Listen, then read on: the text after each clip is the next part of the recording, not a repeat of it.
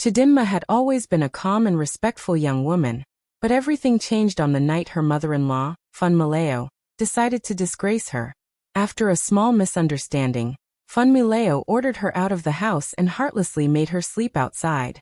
Neighbors passing by whispered in shock as they saw the new bride sitting on the veranda, shivering in the dark. The humiliation burned deep inside her, yet she kept quiet and didn't fight back. Funmaleo felt powerful, thinking she had finally shown the bride her place. The very next morning, Chadimma carried herself with unusual calmness. She went straight to a locksmith and arranged for every single lock in the house to be replaced. Nobody suspected what she was planning, but she moved with quiet determination. The home was not Funmaleo's as she claimed. It was the inheritance Chadimma's late father had left her, though she never mentioned it openly. That painful night of humiliation gave her the courage to take back what was hers. When the sun went down again, Funmaleo returned proudly from her outing, expecting to walk inside like always. To her shock, her key refused to turn in the door. She tried again and again, but the lock was completely different. Confused and angry, she banged on the door, calling out for Chadimma. Neighbors gathered quickly, curious about the noise. When they saw the once proud mother-in-law locked out, whispers filled the air. People remembered how she had mocked the young bride just the night before. Now the scene was reversed. Chadimma opened the door slowly, holding the new keys in her hand.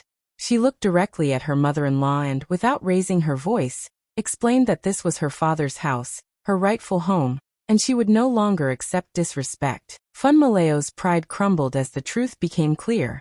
The neighbors murmured, some even shaking their heads, amazed at the sudden turn of events. For the first time, Funmaleo had no power. That night, Chadimma finally slept in peace inside her father's home while her mother-in-law faced the shame of being locked out. The same people who once pitted Chadimma now admired her courage. What was meant to break her had only made her stronger, and in the end, the entire community saw where the real strength lay. Ngozi is thrown outside by her Emile Risi during a storm.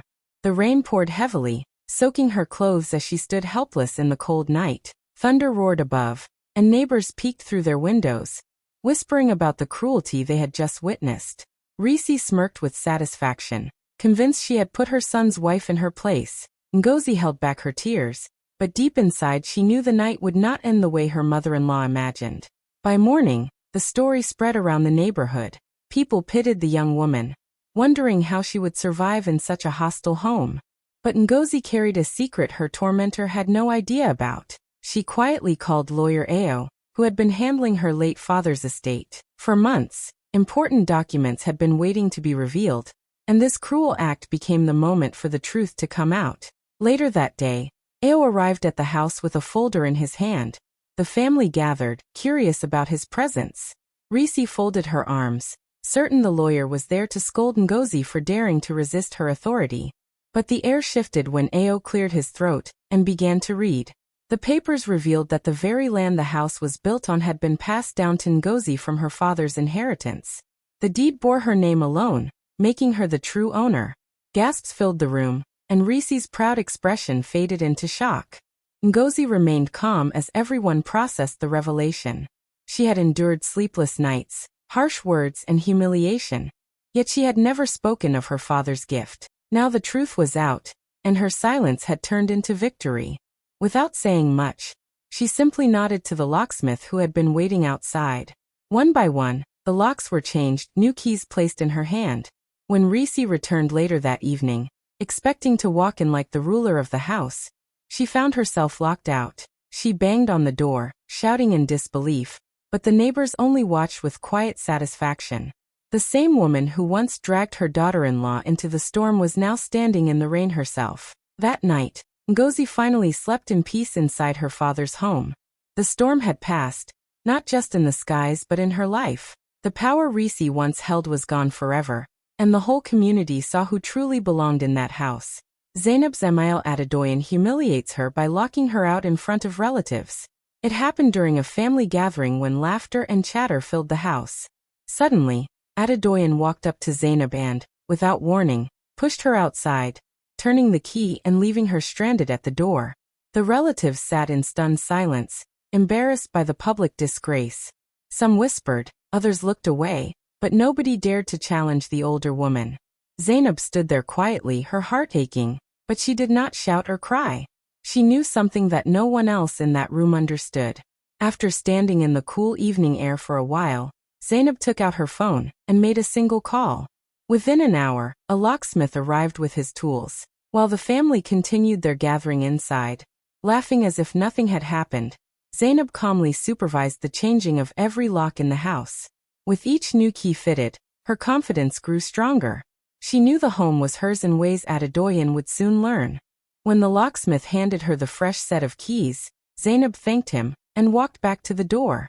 This time, she opened it not as an outsider but as the rightful owner. The relatives looked shocked when they saw her walk in with authority. Adedoyan's face hardened, unable to understand what had just happened. Before anyone could question, Zanab stepped forward with quiet strength. She revealed what she had kept hidden for months. The house they all sat in, the very home Adedoyan claimed as hers, had been secretly paid off by Zanab. Every debt, every mortgage payment had been cleared with her own money. The property documents bore her name, making her the legal owner. The relatives gasped, their eyes widening at the unexpected twist. Adedoyan's pride collapsed in front of everyone as the truth unfolded. Zanab didn't shout or boast. She simply placed the keys on the table and reminded them that respect was not asked for, it was earned. The relatives exchanged looks, some smiling quietly, realizing how wrong Adedoyan had been. That night, the same woman who had tried to disgrace her daughter-in-law stood humiliated, while Zanab claimed her place with calm dignity. Her silence had been her greatest strength, and her quiet revenge left the entire family speechless. From that moment on, no one dared to challenge her again. Omadala's Email Bose orders her to sleep outside the night of her wedding. The celebration had barely ended, the music and laughter still echoing in the air, when Bose showed her true colors. In front of relatives and friends who had stayed late, she pointed at Omadala and told her to leave the house immediately. Shock spread across the faces of the guests as the bride, still in her wedding dress, stepped out into the night. The whispers began instantly, with neighbors peeking from their windows, unable to believe such cruelty could happen on the very first night of marriage. Omadala stood outside quietly, but she did not beg. The humiliation stung. Yet she held on to her secret. She had prepared for this moment long before the wedding day. While Bose felt triumphant, convinced she had destroyed her son's new bride, Omadala calmly waited for her chance to turn the tables. The next morning, as the family gathered, Bose carried herself proudly, acting as though she had secured her control. She smiled confidently, believing she had proved her power. But Omadala walked back into the living room holding a small folder, her voice steady and calm. She laid the papers on the table, and the lawyer who had accompanied her stepped forward. Everyone leaned in to hear as the truth was revealed. Months before the wedding, Omadala had signed a private settlement with her husband. Part of the agreement placed the deed of the mansion in her own name. Every room, every wall, every corner of the house legally belonged to her. Bose's smirk faded instantly. The relatives gasped, unable to believe what they were hearing. The bride who had been thrown out had quietly become the true owner of the home. The atmosphere shifted in seconds. Bose rushed to protest, but the documents were clear and stamped with official seals. The family, stunned, realized Omadala had turned her humiliation into victory. Without raising her voice or seeking revenge, she had taken control of the very place from which she had been banished. Later that day, when Bose tried to enter the house as if nothing had changed, she found the locks replaced. For the first time, she was the one standing outside, powerless. Neighbors who had pitied Omadala the night before now watched with amazement as the tables turned. That wedding night betrayal ended with Bose stranded, while Omadala walked through her own doors with grace, strength and dignity. Halima is disgraced by Email Saad at a family gathering. The hall was filled with laughter and chatter when Saad stood up and loudly criticized Halima, mocking her for being inexperienced and powerless in front of relatives and neighbors. Some guests looked away, embarrassed by the scene, while others whispered quietly among themselves. Halima's face burned with shame, but she remained calm, hiding the anger that boiled inside. She knew this humiliation would not last forever. After the gathering, Halima went home quietly, thinking about what had happened. She remembered the gift her mother had secretly given her months ago. Her mother, a respected market leader known for her sharp business mind, had purchased the family home and placed it under Halima's name. This secret plan had been kept hidden from Saad, who had assumed she controlled every part of the house. Halima realized the time had come to claim what was rightfully hers. The next day, Halima called a locksmith and arranged for all the locks to be replaced. She acted quietly, making sure no one would suspect what she was doing. Each door, each gate, and each lock was carefully changed, and the new keys were given to Halima alone. By the time Saad returned to the house, confident in her authority, everything had already shifted. Saad tried to enter as usual, but the keys wouldn't turn. She rattled the door, shouted, and demanded to be let in, but Halima calmly appeared behind the gate holding the new keys. The guests and neighbors who had once seen her as weak now watched in amazement as she took control. Halima smiled, her calm demeanor showing that the power had completely shifted. Saad, once proud and domineering, now had to beg for entry, her previous confidence gone. Halima's mother watched proudly from a distance, knowing her daughter had learned how to protect herself and her property. The community, who had witnessed both the humiliation and the triumph, admired Halima's intelligence and patience. By evening, Halima walked freely through her own home. No longer the timid daughter-in-law everyone had underestimated. Saad had learned a hard lesson. Power can change overnight, and respect is earned, not demanded. Halima's quiet strength turned the tables completely, leaving the once dominant mother-in-law powerless and humbled. The neighborhood would talk about this day for years, remembering how the market queen's daughter claimed her rightful place. Abiola is forced to sleep outside by her Emil Kafayat. The night was cold and damp, with the wind cutting through her clothes as she sat on the porch, wrapped in a thin shawl. Relatives whispered among themselves, shocked by the cruel treatment, while Kafayat watched proudly, convinced she had shown her daughter-in-law her place. Abiola felt the sting of humiliation, but she refused to cry or beg. Deep down, she knew this night would not decide her fate. While Kafayat settled comfortably inside, believing she had control over the house, Abiola quietly made a call. Within hours, a lawyer arrived, carrying a briefcase full of important documents. Everyone in the family stopped what they were doing, curious about the unexpected guest. Kafayat raised her eyebrows, thinking the lawyer would somehow support her dominance. Instead, he calmly began to explain the truth. The papers revealed that Abiola was not just a resident of the home. She was officially a co-owner of all the family assets. Every property, every valuable item, every corner of the estate legally belonged to her as well. Months earlier, arrangements had been made secretly, ensuring that Abiola had the same rights as anyone else in the household. The room fell silent as the family realized the weight of this revelation. Kafayat's face went pale, and her confidence crumbled instantly. Abiola listened calmly, her heart steady, while the lawyer handed her copies of the documents. She thanked him politely, knowing that the real work was about to begin. Without a word, she called a locksmith, who arrived the same night to change every lock in the house. One by one, the old keys were replaced, ensuring that only Abiola had access. By the time morning came, the home had completely shifted into her control. When Kafayat tried to enter her usual rooms, she discovered the locks would no longer turn. She rattled doors, called out, and demanded answers, but Abiola appeared at the entrance holding the new keys. The family and neighbors, who had witnessed the earlier cruelty, now saw the exact reversal of power. Kafayat had once controlled the household, but now she stood helpless outside, forced to accept the truth. Abiola walked through her home with quiet pride, her dignity intact. The humiliation she had suffered turned into triumph, and the entire community admired how calmly she had claimed her rightful place. That night, she slept inside peacefully while Kafayat realized her reign was over. Fatima is insulted and locked out by her Mil. It happened on a busy morning when the household was filled with noise and activity. Without warning, her mother-in-law yelled at her in front of everyone, calling her worthless and ordering her to leave the house immediately. Fatima stepped outside, her heart heavy with shame, as neighbors watched the scene unfold. People whispered among themselves, shocked at how cruel someone could be to a new daughter-in-law. Despite the humiliation, Fatima stayed calm, hiding the anger and determination that burned quietly inside her. Once outside, she thought about the resources she had carefully built over the years. Fatima owned a successful company, and she had been saving funds with a purpose her Mil could never have imagined. While her tormentor assumed she was powerless, Fatima quietly made plans to turn the situation around. She contacted her lawyer and prepared the necessary documents to purchase the house from under the family, using her business funds to secure ownership legally and officially. By evening, everything was set in motion. Fatima had bought the property and had the papers signed, leaving no room for disputes. She called a locksmith who arrived promptly and changed every lock in the house. Each key was now hers alone, giving her full control over the home she had once been forced to leave.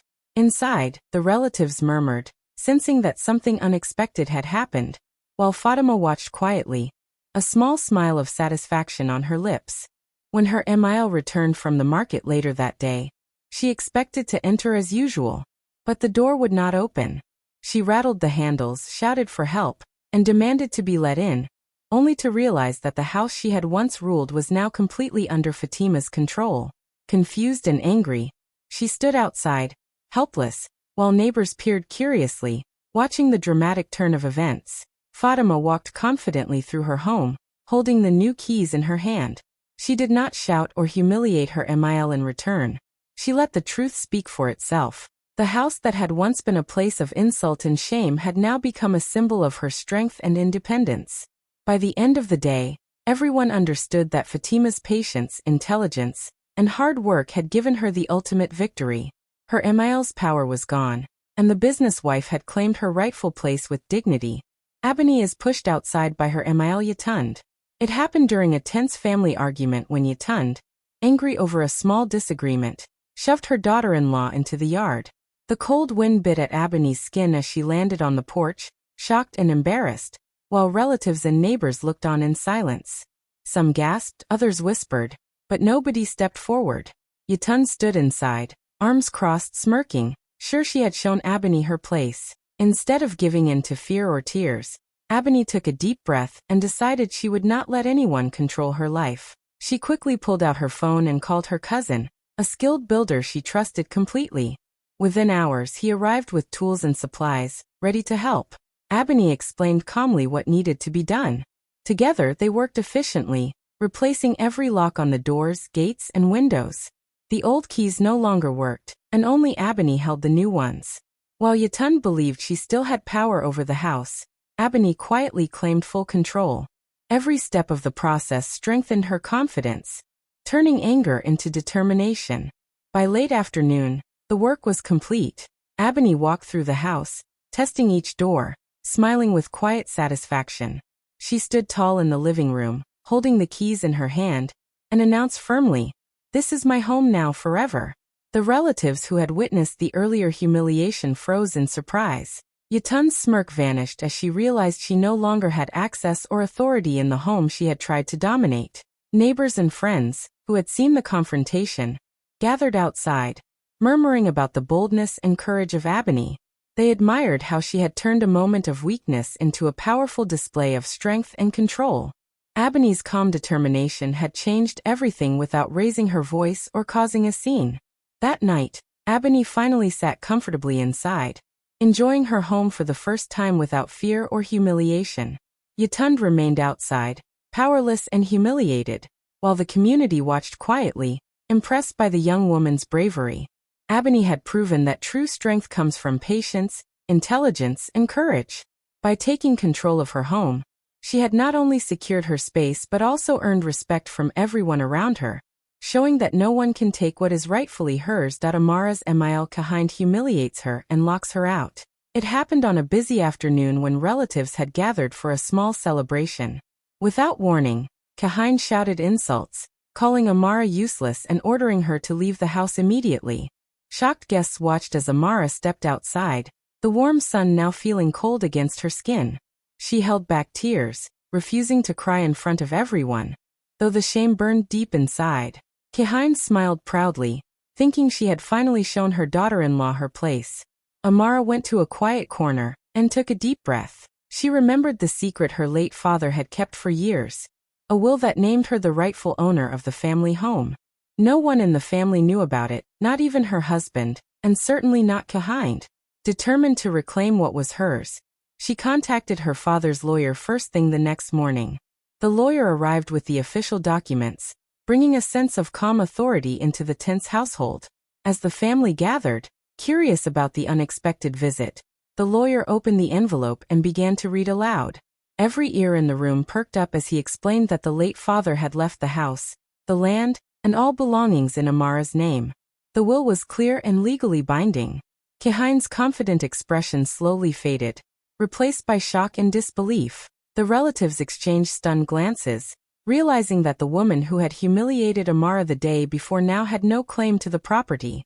Amara remained calm and composed as the lawyer handed her copies of the documents. She then called a locksmith, who changed all the locks immediately. Every door and gate was secured with new keys, giving Amara full control of the house. Kahine tried to protest, shouting and demanding entry, but the new locks refused to budge. For the first time, she understood that her power had vanished completely. By the afternoon, Kahine had no choice but to pack her belongings and leave, humiliated in front of everyone she had once tried to dominate. Amara walked through her home with quiet pride, her dignity fully intact. Neighbors and relatives watched in awe as the young woman transformed a moment of shame into complete victory. The secret will had turned humiliation into triumph, proving that patience, intelligence, and courage could outshine cruelty and arrogance. Simei is told to sleep outside by Emile Dupe. It happened late at night after a small argument that escalated quickly. Dupe yelled in front of relatives, telling Simei she had no place in the house and must leave immediately. Guests and neighbors who had been visiting watched in shock as Simei stepped into the cool night air, her heart heavy but her mind clear. She didn't argue or cry. Instead, she stayed calm, knowing that patience and planning could change everything. Simei walked away quietly, her steps steady despite the embarrassment. She went to a safe place and reviewed the preparations she had made months earlier. Using her own resources, she had already arranged for a lawyer to finalize ownership papers, and had a locksmith ready to act at the first opportunity. While Dupe believed she had complete control, and that her daughter-in-law was powerless, Simei quietly worked to turn the tables. By dawn, Simei returned to the house. In her hand were the new keys and official ownership documents, proving she now held the legal rights to the property. Dupe, who had spent the night feeling victorious, was still asleep, unaware of the shift that had already taken place. Simei calmly entered the house, walking through rooms she had once been forced to leave.